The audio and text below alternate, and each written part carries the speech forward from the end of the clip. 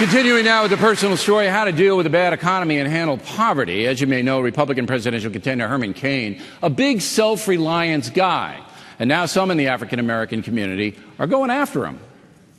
Herman Cain is just the latest incarnation of what is totally false to the needs of our community and the needs of our nation. I think he's a bad apple. Once again from Los Angeles, Cornel West and Ttavis Smiley. Here's what I don't get. If you disagree with Herman Cain, and I disagree with him on some issues, why do you have to personally attack him? Bad apple, and he said other things that I just didn't even run. Belafonte. Belafonte is an uber leftist. Why can't you disagree respectfully?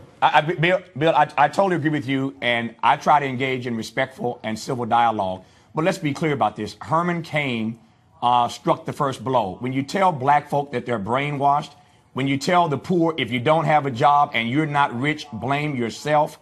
When you start making those kinds of comments, you should expect to have Americans push back on you. So that's not disrespecting his entrepreneurial genius. I respect the fact that he's a cancer survivor. He's done some good work. But you don't pick up votes by insulting people. That strategy is not a winning strategy.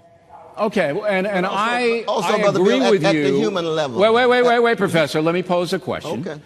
I agree with you, Ttavis, that he should be challenged if you disagree with what he said.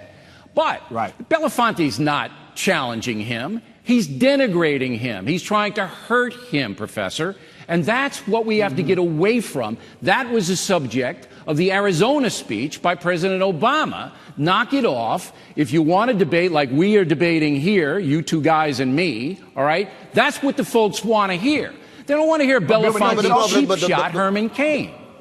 No, but the point is, though, I mean, first, Herman Cain, when he says racism is not leaving anybody back, as if indigenous peoples, as if the racist immigration laws for brown brothers and sisters, as if the stop and frisk policy in New York, 600,000 young people stopped, 83% black and brown, 2% arrested. That's just small examples that are chronic and still at work. So that in that sense, for you to say somehow that it's a personalizing allows both him, but also you, Brother Bill, to trivialize the suffering that's out there. And that's what upsets Brother Ttavis and I think, about it. Trivializes the suffering that's out there. I'm not trivializing anything. I give away more than $1 million a year to help the poor, Professor. So we're not talking about philanthropy. We're talking about justice. We're not talking about philanthropy. We're talking about justice. You said that I don't feel sorry for the poor. That's exactly what you said 2 seconds ago. No, I said you trivialize the suffering. You could be philanthropic and still trivialize anything.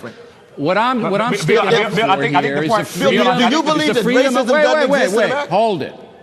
Do you believe what I'm sticking up for the freedom of Herman Cain to speak his mind. He has a right to be wrong. He's got a right to be wrong. Absolutely. And Belafonte and the other zombies don't have a right to run him down as a human being. Belafonte's not a zombie, brother. Belafonte's not a zombie. You just attacked him personally. He's not a zombie, man. He's an intellectual zombie, and you know it.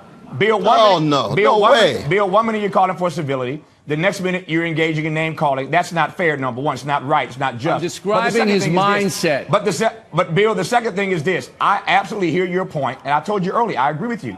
We must have respect and civil dialogue in this country about our politics. But the question for you, if I might, is this. When Herman Cain insulted black folk and said they were brainwashed, when he said to poor people, if you're poor and you're not rich and you don't have a job, blame yourself. Did you check Herman Cain the way you want to check Belafonte now?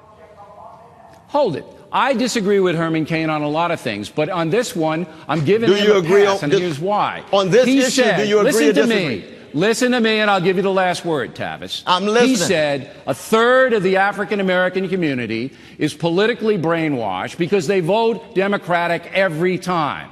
That is a point worth discussing. I'm not running a man down for that. Go ahead, Ttavis, last word. Go.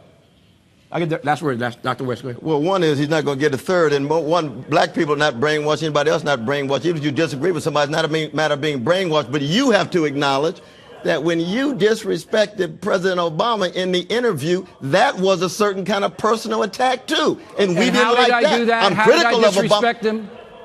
by not even allowing him to answer when he had exchange. Everybody acknowledged the degree to which your disrespect was unjustified, though, brother. Listen, cutting him off, Bill. Exactly. So Professor and Ttavis, personal life. That's your opinion. Huh? That's your opinion on the Obama interview. But you know who liked the Obama interview? Bill, Obama. Play the tape. Bill, I'm not saying you can't ask tough questions. I'm saying play the tape. Everybody in America saw you keep disrespecting him by cutting him off. You wouldn't let him answer your questions. I interrupted President Bush just the same way because there's a time limit for these interviews, and that's what we have to do. All right. We love you. Praying for you, brother. Praying for you. I'm glad you love me and you're praying for me because I'd hate to see if you hated me.